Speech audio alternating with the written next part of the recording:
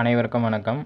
இது நம்ம 10ஆம் வகுப்பிலிருந்து மிக முக்கியமான 20 கேள்விகள் கொடுத்துருக்கோம். இந்த கேள்விகள் தொடர்பான வினாக்கள் அனைத்து விதமான தமிழ் தகுதி தேர்வில் உங்களுக்கு கட்டாயம் உதவும் வகையில் தான் இந்த கேள்விகள் அனைத்தும் நம்ம தொகுத்து கொடுத்துருக்கோம். தமிழ் அறிஞர்கள் மற்றும் தமிழ் நூலாசிரியர்கள் அவர்கள் செய்த தொண்டுகள் அவற்றிலிருந்து ஒரு முக்கியமான நபர் பார்த்திங்கன்னா கண்ணதாசன். கண்ணதாசனோட இயற்பெயர் பார்த்திங்கன்னா முத்தையா. இயேசு காவியம், ராசதண்டனை, மாங்கனி இப்படிப்பட்ட நூலுக்கு சொந்தக்காரர். 5000 திரையிசை பாடல்களை எழுதியவர். 1949ஆம் ஆண்டு கலங்காதிரு மனமே என்ற பாடலின் மூலம் அறிமுகமானவர்.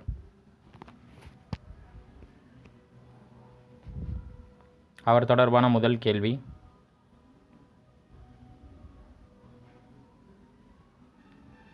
சாகித்ய அகாதமி பரிசு பெற்ற கண்ணதாசனின் நூல் எது? சேரமான் காதலி. இது ஒரு வரலாற்று புதினம். சேரமான் காதலி ஒரு வரலாற்று புதினம். கேள்விகள் வரும். சாகித்ய அகாதமி பரிசு பெற்ற கண்ணதாசனின் நூல் எது அப்படின்னா சேரமான் காதலி. இந்த கேள்வி வரல அப்படின்னா இதுக்கு பதிலாக இன்னொரு கேள்விகள் இடம்பெறும். பாரதிதாசனோட சாகித்ய அகாதமி விருது பெற்ற நூல் எது அப்படின்னு கேட்பாங்க. பாரதிதாசனுக்கு பார்த்திங்கன்னா பிசிராந்தையார், அது ஒரு நாடக நூல். 1969 கிடைக்கும். அப்போ கண்ணதாசன் கேட்டாங்கன்னா சேரமான் காதலி சாகித்ய அகாதமி விருது கிடச்சது.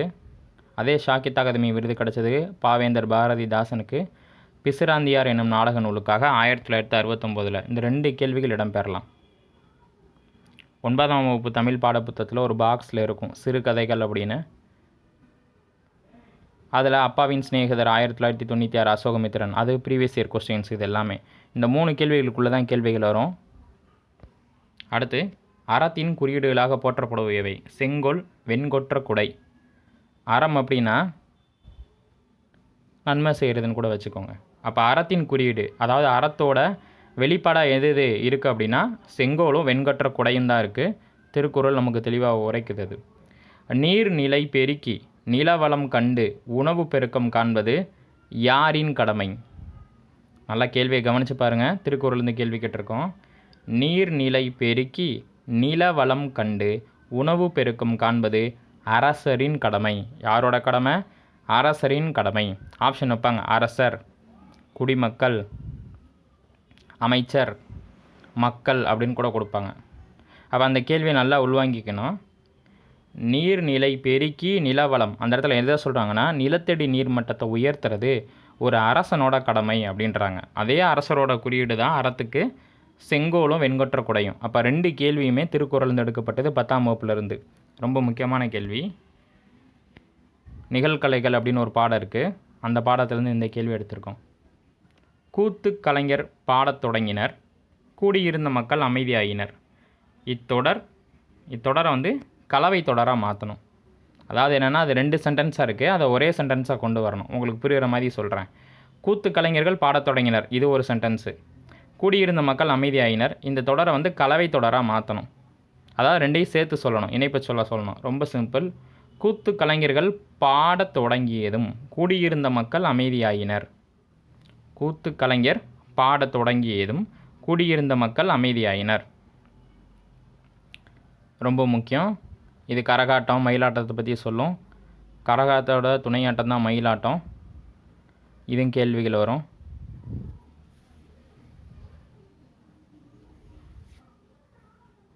கரகாட்டத்தை குடக்கூத்து என்றும் கும்பாட்டம் என்றும் கூறுவாங்க. புறநானூறு குறிப்பிடுது, அதுவும் கேள்விகளாக வரலாம். சங்க நூல்களுள் பண்ணோடு பாடப்பட்ட நூல் எது? பரிபாடல். இந்த பண்ணோடு அப்படின்ற வார்த்தையை தூக்கிட்டு சங்க காலத்தில் இசையோடு பாடப்பட்ட நூல் எதுன்னு கேட்பாங்க. அதுவும் பரிபாடல் தான். பண்ணுக்கு தமிழில் இசைன்னு அர்த்தம். அப்போ இந்த கேள்வியை உள்டாக கூட கேட்கலாம். சங்ககால நூல்களில் இசையோடு பாடப்பட்ட நூல் எது? பரிபாடல். அதே கேள்வியை சங்ககால நூல்களில் பண்ணோடு பாடப்பட்ட நூல் எது? பரிபாடல். ஏன் இந்த கேள்வியை கொடுத்துருக்கோம் அப்படின்னா இது அகமும் கிடையாது புறமும் கிடையாது, அதனால் அந்த கேள்வி வச்சுருக்கோம். 8 தொகையில் ஞாபகம் வச்சுக்கணும். ரொம்ப முக்கியமான ஒரு கேள்வி. அவரோட ரீகால் பண்ணிடலாம். சாகித்ய அகாதமி விருது பெற்ற கண்ணதாசனின் நூல் சேரமான் காதலி. அறத்தின் குறியீடாக வெளிப்படுபவை செங்கோல், வெண்கொற்ற குடை.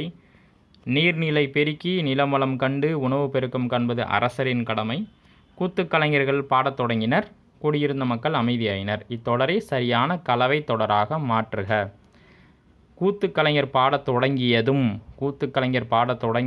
கூடியிருந்த மக்கள் அமைதியாயினர். Full stop. கவனமாக இருக்கணும். அந்த தொடரில் ஃபுல் ஸ்டாப் வச்சுலாம் கேட்பாங்க, நிறுத்தல் குறியீடு மாதிரி. கவனமாக இருக்கணும். ஒரு சில ஆப்ஷனில் ஃபுல் ஸ்டாப் இல்லாமல் கொடுப்பாங்க, ஒரு சில ஆப்ஷனில் ஃபுல் ஸ்டாப் வச்சு கொடுப்பாங்க. ஒரு தொடர்னால் முற்றுப்புள்ளி வைக்கணும், ஞாபகம் வச்சுக்கணும். ஒரு தொடர் முடியுதுன்னா அங்கே என்ன புள்ளி வரணும்? முற்றுப்புள்ளி வரணும். கவனமாக இருக்கணும்.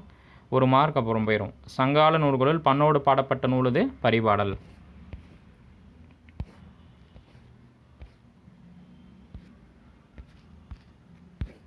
அடுத்து பாடி மகிழ்ந்தனர் எவ்வகை தொடர்? வினையச்ச தொடர். பாடி மகிழ்ந்தனர். ஏன் இந்த இடத்துல வினையச்சம் அப்படின்றனா, வினைன்றது ஒரு செயல். பாடி இருக்காங்க, ஓகேங்களா? அந்த வினை எச்சமாக முடிஞ்சு போச்சு. ஆனால் யார் பாடி மகிழ்ந்தாங்க, ஆனா பெண்ணா மக்களா அப்படின்றது நமக்கு தெரியாது. புரியுதுங்களா? அதனால் அந்த வினை எச்சமாக நிற்கிறதுனால அதுக்கு பேர் என்ன? வினை எச்ச தொடர் அப்படின்றாங்க. பாடி மகிழ்ந்தனர். அது மக்களாக இருக்கலாம், மான்களாக கூட இருக்கலாம். அப்போ பாடி மகிழ்ந்தனர் எவ்வகை தொடர் அப்படின்னா வினையச்ச தொடர். இது ஒரு புக் பேக் கொஸ்டின் எல்லாமே. காலின் 7 அடி பின் சென்று என்னும் பொருணராற்றுப்படை உணர்த்தும் செய்தி என்ன? அப்போ என்ன சொல்கிறாங்கன்னா, சங்ககால நூல்கள் நம்ம வீட்டுக்கு விருந்தினர் யாராவது வந்தாங்க அப்படின்னா அவங்கள விருந்தோம்பல் பண்ணி உபசரித்து விட்டு திருப்பி நம்ம வீட்டை விட்டு அவங்க வெளியே போகும்போது நாமும் 7 அடி வரைக்கும் அவங்கள கொண்டு போய் விட்டுட்டு வரணும் அப்படின்ற ஒரு செய்தியை குறிப்பிடும் நூல் எது அப்படின்னா பொருணராற்றுப்படை. ஆற்றுப்படை நூல்களில் ரொம்ப முக்கியமானது. இது சொல்லக்கூடிய செய்தி என்ன அப்படின்னா, விருந்தினரை 7 அடி வரை சென்று வழி அனுப்புதல். வார்த்தையாக கவனிங்க. விருந்தினரை 7 அடி வரை சென்று வழி அனுப்புதல் ரொம்ப முக்கியமான ஒரு கேள்வி. விருந்தே புதுமை அப்படின்னு தொல்காப்பியர் குறிப்பிடுறாரு. அந்த புதுமைன்றது விருந்தை தான் குறிக்கும். ஞாபகம் வச்சுக்கணும். விருந்தே புதுமை ஞாபகம் வச்சுக்கணும். கேள்விகள் வரும். விருந்தோம்பல் அப்படின்னு ஒரு பாடம் இருக்குது 10th, கவனமாக இருக்கணும். இப்போ காலின் 7 அடி பின் சென்றுன்றது பொருணராற்றுப்படை. விருந்தினரை 7 அடி வரை சென்று அனுப்புதல் ரொம்ப ஒரு முக்கியமான கேள்வி. காற்றுள்ள போதை தூற்றிக்கொள், இது ஒரு பழமொழி. இந்த பழமொழி உணர்த்தும் சரியான செய்தி என்ன? அதாவது தலைப்பில் புரிந்துகொள், ஒரு சென்டென்ஸை கொடுத்துட்டு அதுலேருந்து நீங்கள் என்ன புரிஞ்சுருக்கீங்க அப்படின்னு கேட்பாங்க. அப்போ உரிய காலத்தில் ஒரு செயலை முழுமையாக செய்துவிட வேண்டும்.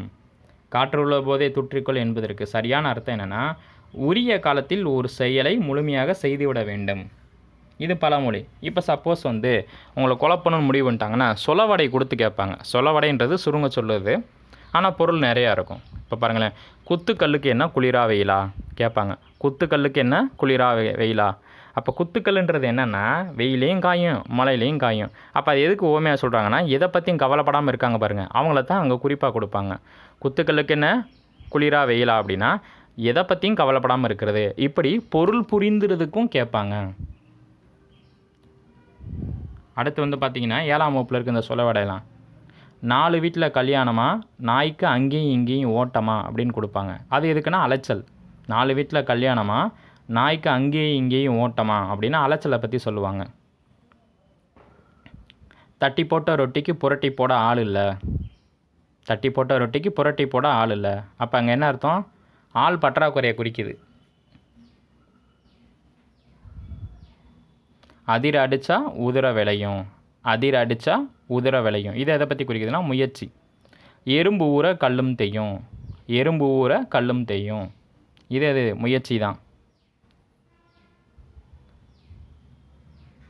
அப்படி ஒரு சொல் கொடுத்துட்டு அதுலேருந்து நீங்கள் என்ன பொருள் புரிஞ்சுக்கிறீங்க அப்படின்ற கேள்விகள் கூட வரலாம். அப்போ காற்றுள்ள போதே துற்றிக்கல் என பழமொழி உணர்த்தும் செய்தி, உரிய காலத்தில் ஒரு செயலை செய்து முடிக்க வேண்டும். வேர்க்கடலை, மிளகாய் விதை, மாங்கொட்டை ஆகியவற்றை குறிக்கும் பயிர் வகை எது அப்படின்னா மணி வகை. 10th பாடப்புத்தகத்தில் தமிழ் சொல்வளம் தேவநாயப்பாவனரோட பாடத்தில் இருக்கும். இதெல்லாம் புக் பேக் கொஸ்டின், தெளிவாக படிச்சுக்கோங்க. வேர்க்கடலை, மிளகாய் விதை, மாங்கொட்டை ஆகியவை மணி வகையை குறிக்கும். இதுவும் அதே பாடத்தில் தான் கொடுத்துருக்கோம். பூவோட நிலைகள் மொத்தம் 7 இருக்குது. இங்கே நம்ம 7 கொடுக்கல, அதுக்கு பதிலாக 4 கொடுத்துருக்கோம். அதான் கேள்வி. பூ விரிய தொடங்கும் நிலை போது. பூவின் தோற்ற நிலை அரும்பு, இது எல்லாத்துக்கும் தெரிஞ்சிருக்கும். பூ வாடின நிலை செம்மல்.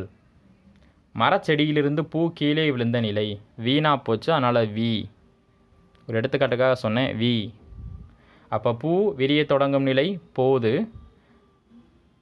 பூவின் தோற்ற நிலை அரும்பு, பூ வாடின நிலை செம்மல், மரச்செடியிலிருந்து பூ கீழே விழுந்த நிலை வி. இது எல்லாமே தமிழ் சொல்வளம் அப்படின்னு ஒரு பாடத்தில் இருக்குது. முதல் பாடமே தான், தெளிவாக படிச்சுக்கோங்க. ரொம்ப முக்கியமான ஒரு பாடம் இது. எல்லாமே கேள்விகள் வரும். அடுத்து இது ரொம்ப முக்கியம், முல்லைப்பாட்டு. அதிலிருந்து எடுக்கப்பட்ட கேள்வி. முல்லைப்பாட்டு நப்பூதனார் பாடினது 103 அடிகள் உள்ளது. 8 தொகை நூல்களில் மிக சிறிய அடி எது இருக்குது அப்படின்னா முல்லைப்பாட்டு தான். மொத்தம் சங்க இலக்கியங்கள் 10 பாட்டு 8 தொகை ரெண்டும் சேர்ந்து 26,350 வரி இருக்கும். 26,350 வரிகள் இருக்கும். அதில் 10 பாட்டில் மிக குறைவான அடிவரை எது கொண்டதுன்னா முல்லைப்பாட்டு தான், 103 அடிகள். அதை பாடினது நப்பூதனார். அதில் இருக்கக்கூடிய ஒரு பாட்டு லைன் எடுத்து தான் இங்கே கேள்வியாக கேட்டிருக்கோம். நலந்தலை உலகம் என்பதின் பொருள் என்ன? அப்போ நலந்தலை உலகம்ன்றதுக்கு அகன்ற உலகம் அப்படின்னு பொருள். அப்போ நலந்தலை உலகம் அப்படின்றதுக்கு அர்த்தம் என்ன? அகன்ற உலகம். இதற்கு எதிர்ச்சொல் என்னன்னு கேட்டாங்கன்னா சிறிய உலகம்.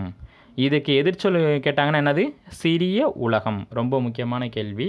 அப்போ நலந்தலை உலகம்ன்றது அகன்ற உலகம். இந்த அகன்ற உலகத்திற்கு எதிர்ச்சொல் சிறிய உலகம். அப்போ கேள்வி என்ன கேட்குறாங்க அப்படின்னு நீங்கள் கொஸ்டின்ஸை 2 times 3 times நல்லா வாட்ச் பார்த்துட்டு ஆன்சர் பண்ணுங்கள். அறங்கண்ட நெறிமான் அவயம் என்கிறது புறநானூறு. ரொம்ப ஒரு புக் பேக் கொஸ்டின், தெளிவான கொஸ்டின். அறம் கண்ட நெறியமான் அவயம் என்கிறது புறநானூறு. மாப்போசி அவர்களுக்கு பெற்றோர் இட்ட பெயர் ஞானப்பிரகாசம். இவர் தான் சிலம்பு செல்வர். மாப்போசி என அன்போடு அழைக்கப்பட்டார். ரொம்ப முக்கியமான கேள்வி. இவருடைய வாழ்வியல் போராட்டங்களை தான் எனது போராட்டம் அப்படின்னு ஒரு நூலாக தொகுத்து வெளியிட்டிருப்பார். தலையை குடித்தேனும் தலைநகரை காப்போம், இந்த ஸ்டேட்மெண்ட்டுக்கு சொந்தக்காரர். தலையை குடித்தேனும் தலைநகரை காப்போம் அப்படின்றது ரொம்ப முக்கியமான ஒரு ஸ்லோகனு. 1956 மொழிவாரி மாநிலங்கள் பிரிக்கும்போது மெட்ராஸ் தமிழ்நாடோட இணைய முக்கியமாக காரணமாக இருந்தது மாப்போசி அவர்கள் எடுத்த போராட்டங்கள் தான். அந்த தலையை கொடுத்தனும் தலைநகரை காப்போம் அப்படின்றது எங்கே நடைபெற்ற கூட்டத்தில்னா, செங்கவராயன் சென்னை மேயராக இருக்கும்போது நடைபெற்ற கூட்டத்தில் தான் இவங்க அந்த கருத்தை பதிவு செய்வாங்க. அது ரொம்ப முக்கியமான ஒரு ஸ்டேட்மெண்ட்டு. மாலவன் குன்றம் போனால் என்ன, வேலவன் குன்றமாவது வேண்டும் அப்படின்னு அந்த ஸ்லோகனை சொன்னதும் அவர் தான். மாலவன் குன்றம் அப்படின்னா திருப்பதி, வேலவன் குன்றம் அப்படின்னா திருத்தணி. அதாவது என்னென்னா, திருப்பதி கிடைக்கலனாலும் பரவாயில்ல, திருத்தணி எங்களுக்கு வேணும் அப்படின்னு சொன்னது. மாலவன் குன்றம் போனால் என்ன அப்படின்னா திருப்பதி போனாலும் போயிட்டு போகுது, வேலவன் குன்றாவது வேண்டும், வேலவன்னா திருத்தணி எங்களுக்கு வேணும் அப்படின்னு அந்த ஸ்டேட்மெண்ட்டை சொன்னதும் மாப்போ சிவஞானம் தான். சிலம்பு செல்வர் என அன்போடு அழைக்கப்படுபவர். இவருடைய வாழ்வியலில் எனது போராட்டம் அப்படின்னு தொகுத்து எழுதியிருப்பார். இவர் வள்ளலார் கண்ட ஒருமைப்பாடு அப்படின்ற நூலுக்காக 1966 சாகித்ய அகாதமி விருது பெற்றிருப்பார். ரொம்ப முக்கியமான ஒரு கேள்வி. அப்போ மாப்போசி அவர்கள் பெற்றோர் இட்ட பெயர் ஞானப்பிரகாசம். பின்னாடி அவர் சிவஞானம் என பெயரை மாற்றிக்கிட்டாங்க. அது சரப்பைய முனிவர் தான் அப்படி அழைப்பார். தெளிவாக சொல்லிட்டேன். வள்ளலார் கண்ட ஒருமைப்பாடு இவருடைய சாகித்ய அகாதமி விருது பெற்ற நூல் 1966. ரொம்ப முக்கியமான ஒரு நபர். இலக்கணத்தில் பார்த்திங்கன்னா வினா விடை பொருள்கோள் சொல்லியிருந்தோம். வினா 6, விடை 8. இங்கே 8ல் ஒரு முக்கியமான கேள்வி கொடுத்துருக்காங்க. இப்போ பாருங்களேன், ஆட தெரியுமான்னு கேட்டால் பாட தெரியும்னு சொல்கிறாங்கல்ல, அது இனமொழி விடை. ஆட தெரியுமான்னு கேட்டால் பாட தெரியும், அதோட ரிலேட்டடாக சொல்கிறதுனால அது இனமொழி விடை. அதே மாதிரி கடைத்தெரு எங்கே உள்ளது, இந்த பக்கத்தில் இருக்குன்னு கேட்டாங்கன்னா சுட்டு விடை. இங்கனக்குள்ளே இருக்குது அங்கனக்குள்ளே இருக்குன்னு சொல்கிறாங்களா, அது சுட்டு விடை. கடைக்கு போகிறாயான்னு கேட்டால் போக மாட்டேன்னு சொன்னால் அது மறை விடை. ஏன் மறை விடைனா மறுத்து சொல்கிறோம், அதனால் போகலை, மறுத்து கூறுவதால் அது மறை விடை. போகிறேன்னு சொன்னால் நேர்விடை. கடைக்கு போறியா அப்படின்னா போகாமல் இருப்பேனா அப்படின்னு கேட்டால் வினா எதிர் வினாவுதல் விடை. நல்லா கவனிச்சுக்கணும். உங்கள் வீடு எங்கே இருக்குது, இந்த கடை எங்கே இருக்குதுன்னு கேட்டால் பக்கத்தில் இருக்குது, அந்த தெருவில் இருக்குதுன்னு சொல்லி சுட்டி காட்டுறது சுட்டு விடை. ஓகேங்களா, கவனமாக இருக்கணும். அது விடை. அடுத்து என்னது, கடைக்கு போவாயேனா போக மாட்டேன் அப்படின்னு கூறுறது மறுத்தல் விடை. நான் மறுத்து கூறுறோம். கடைக்கு போகிறேன் அப்படின்னு சொல்லிட்டாங்கன்னா, கடைக்கு போவாயேன்னு கேட்குறாங்க, கடைக்கு போகிறேன் என்று உடன்பட்டு கூறுதல் இருக்குல்ல, அது நேர் விடை வச்சுக்கோங்க. கடைக்கு போறியான்னு கேட்கும்போது போகாமல் இருப்பேனா அப்படின்னு சொல்லிங்கன்னா வினா எதிர் வினாவுதல். வினாவையே இன்னொரு வினாவாக மாற்றுறது. ஓகேங்களா, இதை செய் அப்படின்னு நீ சொன்னீங்கன்னா நீயே செய் அப்படின்னு சொல்கிறாங்களா, அது ஏவல் விடை. கடைக்கு நீ போ அப்படின்னு நம்ம மாற்றி விடுறது. அம்மா உங்களை கடைக்கு போக சொன்னாங்கன்னா நீங்களே போங்க அப்படின்னு மாற்றி விட்றோம்ல, அதான் ஏவல் விடை. அடுத்ததான் உற்றது உரைத்தல், தனக்கு நிகழ்ந்ததை அப்படியே சொல்கிறது. அதுக்காக தான் இவ்வளோ தூரம் சொல்லி வரேன். அந்த 8ல் விடை 8ல் ரொம்ப முக்கியமானது லாஸ்ட்டில் இருக்க 3 தான்.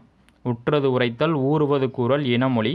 அதில் உற்றது உரைத்தல் தான் இங்கே கொடுத்துருக்கோம். நீ விளையாடவில்லையா என்ற வினாவிற்கு கால் வலிக்கிறது ப்ரெசன்ட் டென்ஸில் வந்துச்சுன்னா, நிகழ்காலத்தில் வந்துச்சுன்னா உற்றது உரைத்தல். ஏன்னா தனக்கு நிகழ்ந்ததை வெளிப்படையாக சொல்லக்கூடியது. நீ விளையாடவில்லையா அப்படின்னு அந்த கேள்விக்கு கால் வலிக்கிறது, எனக்கு கால் வலிக்கிறது அல்லது தலை வலிக்கிறது அப்படின்னு ப்ரெசன்ட் டென்ஸில் வந்துச்சுன்னா உற்றது உரைத்தல். இது ஃபியூச்சரில் எதிர்காலத்தை வச்சு வந்துச்சுன்னா கால் வலிக்கும், தலை வலிக்கும், வயிறு வலிக்கும் அப்படின்னு வந்துச்சுன்னா அது ஊறுவது கூறல். அது என்னது? ஊறுவது கூறல். நிகழ்காலத்தை சொன்னால் தனக்கு நிகழ்ந்ததை தனக்கு நேர்ந்ததை சொல்லக்கூடியது உற்றது உரைத்தல். வரப்போவதை முன்கூட்டியே சொல்வது ஊறுவது கூறல். ஆடத் தெரியுமானா பாடத் தெரியும், கதை எழுத தெரியுமானா கற்று எழுத தெரியும், கவிதை எழுத தெரியும்னு சொல்கிறது இனமொழி விடை. இந்த 8ல் லாஸ்ட்டில் இருக்க 3 ரொம்ப முக்கியம். உற்றது உரைத்தல், ஊறுவது கூறல், இனமொழி. இது 3மே ரொம்ப முக்கியம். இங்கே என்ன கேள்வி கேட்டிருக்கானா, நீ விளையாடவில்லையா என்ற வினாவிற்கு கால் வலிக்கிறது அப்படின்னு ப்ரெசன்ட் டென்ஸில் சொல்லியிருக்கோம். தனக்கு நிகழ்ந்துருச்சு அதனால் சொல்கிறோம். அப்போ அது என்ன வரும்? உற்றது உரைத்தல். இதே நீ விளையாடவில்லையா என்ற வினாவிற்கு கால் வலிக்கும் அப்படின்னு ஃபியூச்சரில் சொன்னோம்னா ஊறுவது கூறல், வரப்போவதை முன்கூட்டியே சொல்லுவது. அடுத்து முளைநில மக்களின் உணவுப் பொருட்கள் எது அப்படின்னா வரகு சாமை. வரகு சாமை தமிழர்கள் 5 வகை நிலத்தை பிரிச்சிருப்பாங்க. இதெல்லாம் புக் பேக் கொஸ்டின்ஸ்லாம் இதை தான் கேட்பாங்க. அப்போ முளைநில மக்களின் உணவுப் பொருள் வரகு சாமை. பின்பணி காலம் என்பது மாசி பங்குனி. பின்பணி காலம் என்பது மாசி பங்குனி. நம்ம லாஸ்ட் நேரத்தில் எல்லாத்தையும் ரீகால் பண்ண முடியாது. அதில் ஒவ்வொரு கேள்வியும் ஒரு வினா தொகுப்பாக கொடுத்துருக்கோம். ஓகேங்களா? இப்போ இளவேனில் காலம்னா சித்திரை வைகாசி சொல்கிறோம்ல, அது மாதிரி இது பின்பணி காலம்னா மாசி பங்குனி. ஞாபகம் வச்சுக்கோங்க இந்த கேள்வி எல்லாமே. மாசி பங்குனி பின்பணி காலம் ரொம்ப முக்கியமான ஒரு கேள்வி. அடுத்து ஒரே நேரத்தில் நிகழ்த்தப்படும் 100 செயல்களையும் நினைவில் கொண்டு விடையளிப்பது சதாவதானம் என அழைக்கப்படுகிறது. ரொம்ப முக்கியமான கேள்வி. சதம்னா என்ன? 100ன்னு அர்த்தம். சதம்னா 100ன்னு அர்த்தம். ஒரே நேரத்தில் 100 விதமான செயல்களை செஞ்சு கேட்கக்கூடிய கேள்விக்கு பதில் சொல்கிறது தான் சதாவதானம் என அழைக்கப்படுது. இந்த சதாவதானத்தை பட்டத்தை பெற்றவர் யார் அப்படின்னா செய்குதம்பி பாவலர். 1907 விக்டோரியா அரங்கத்தில் மார்ச் 10 அந்த பட்டத்தை வாங்குவாங்க. ரொம்ப முக்கியமான ஒரு கேள்வி. நீதி வெண்பான்னு தமிழில் ஒரு பாட்டு இருக்கும், அதை தெளிவாக படிச்சுக்கோங்க. ஒரு பாக்ஸில் இருக்கும் அந்த கேள்வி. அப்போ ஒரே நேரத்தில் நிகழ்த்தப்படும் 100 செயல்களும் நினைவில் கொண்டு விடையளிப்பது சதாவதானம் என அழைக்கப்படுகிறது. அப்படி நிகழ்த்தி காட்டியவர் 1907 மார்ச் 10 செய்குதம்பி பாவலர். தென்னை மரங்கள் நிறைந்த பகுதியை குறிப்பிடும் வளாநிலை ரொம்ப சிம்பிள். வளாநிலைன்னா என்னென்னா இலக்கண முறைப்படி தப்பு தான், ஆனால் பொருள் புரியுதில்ல, அதனால் அது தப்பு இல்லை. இலக்கண முறைப்படி தப்பு, ஆனால் பொருள் புரியுதுனால அது தப்பு இல்லை. இலக்கண ஆசிரியர்கள் சரி அது தப்பாக ஏற்றுக்கிற மாட்டாங்க. அதுக்கு பேர் தான் வளாநிலை. அப்படி தென்னை மரங்கள் உள்ள பகுதியை தென்னந்தோப்பு என்பர். தென்னை மரங்கள் அதிகமாக இருக்கிற பகுதி எப்படி சொல்லுவாங்க? தென்னந்தோப்பு என்பர். புரியுதுங்களா? தென்னந்தோப்பு ஞாபகம் வச்சுக்கணும். கேட்பாங்கப்பா, ரொம்ப முக்கியம் புக் பேக் கொஸ்டின். தென்னை மரங்கள் நிறைந்த பகுதியை தென்னந்தோப்பு என்பர். தோப்புன்றது தவறு தான், இலக்கண முறைப்படி தவறு, ஆனால் பொருள் புரியுதில்லை, ஈஸியாக புரியுதில்லை, அதனால் அது குற்றம் இல்லை அப்படிம்பாங்க. விருந்தே புதுமை என்று விருந்தினருக்கு விளக்கம் அளித்தவர் தொல்காப்பியர். நம்ம ஏற்கனவே பார்த்துட்டோம். விருந்தே புதுமை என்று விருந்தினருக்கு விளக்கம் அளித்தவர் தொல்காப்பியர். மருந்தே ஆயினும் விருந்தோடு உண் என்னும் அடிகள் இடம்பெற்ற நூல் கொன்றை வேந்தன். மருந்தே ஆயினும் விருந்தோடு உண் என்னும் அடிகள் இடம்பெற்றுள்ள நூல் கொன்றை வேந்தன். ஔவையாரோடது ஆத்திச்சூடி, கொன்றை வேந்தன், மூதுரை. இப்படி அனைத்து நூல்களுக்கும் சொந்தக்காரங்க ஔவையார் தான். ரொம்ப முக்கியமான ஒரு நபர். கேள்விகள் வரும், ஞாபகம் வச்சுக்கோங்க. மருந்தே ஆயினும் விருந்தோடு உண், மீதுண் விரும்பேல், அதாவது வயிறு புடைக்க உண்பது நோய்க்கு இடமளிக்கும் என்று கூறியவரும் ஔவையார் தான். மீதுண் விரும்பேல் அப்படின்னா அளவுக்கு அதிகமாக சாப்பிடக்கூடாதுன்னு சொன்னதும் ஔவையார் தான். ரொம்ப முக்கியம்.